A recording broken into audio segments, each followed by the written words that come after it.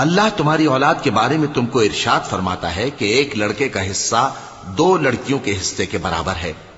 اور اگر اولاد میت صرف لڑکیاں ہی ہوں یعنی 2 یا 2 سے زیادہ تو کل ترکے میں ان کا 2/3 ہے، اور اگر صرف ایک لڑکی ہو تو اس کا نصف ہے، اور میت کے ماں باپ کا یعنی دونوں میں سے ہر ایک کا ترکے میں 6واں حصہ ہے، بشرطے کہ میت کی اولاد ہو،